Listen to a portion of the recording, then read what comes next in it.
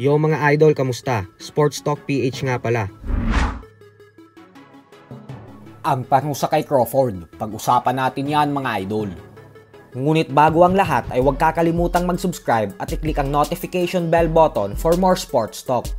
So bagamat nga po may pagkakataon na maging isang 3-division undisputed world champion si Terence Crawford kapag nagawa niyang talunin ang Mexican superstar Canelo Alvarez sa September 13, ay gumawa nga po ng isang malaking desisyon ang World Boxing Association.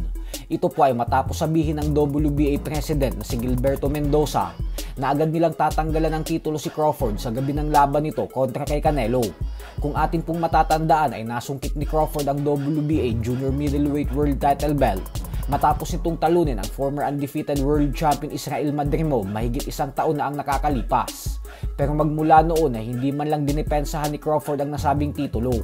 Kaya naman ayon sa presidente ng WBA ay sa oras umanong tumunog na ang opening bell ng first round ng Canelo vs Crawford ay agad nilang babaklasin ang WBA Junior Middleweight belt nito.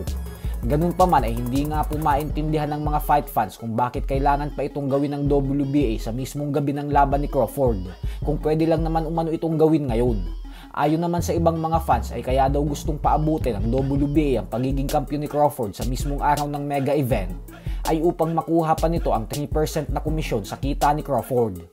Kahit naman daw kasi hindi nakataya ang titulo ni Crawford sa gabi ng laban, ay may komisyon pa din ang WBA gawa ng ipapakilala ito sa introduction bilang current WBA Junior Middleweight World Champion.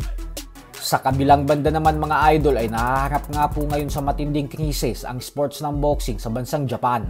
Ito po ay matapos aminin ng Japanese Boxing Commission o JBC na nalalagay daw sa panganib na mawala ang boxing sa bansa nila nang dahil sa sunod-sunod na trahedyang nangyayari sa mga Japanese fighters, kung saan patuloy ang pagdami ng kaso ng mga Hapon na nauuwi sa pagiging comatose at pagkakaroon ng mga brain damage pagkatapos ng kanilang mga laban. Kasama na dyan ang dalawang Japanese fighters na siyang binawian ng buhay matapos lumaban sa iisang boxing event 3 linggo pa lamang ang nakakalipas. Ayon sa Japan Boxing Commission, ay may posibilidad daw na maban ang sports ng boxing sa bansa nila kapag hindi nakagawa ng mabilisang aksyon at solusyon ang JBC upang masigurado ang kaligtasan ng mga boksingero sa tuwing lumalaban ang mga ito. Nakakalungkot po ang balitang ito para sa bansa nila, lalo pat alam naman nating lahat na ito ang golden age ng Japanese boxing, kung saan bansa nila ang isa sa mga nagdodomina ngayon. Sa kasalukuyan ay may 5 aktibong world champion ang Japan na siyang pinangungunahan ng Japanese monster na Naoya Inoue at Junto Nakatani.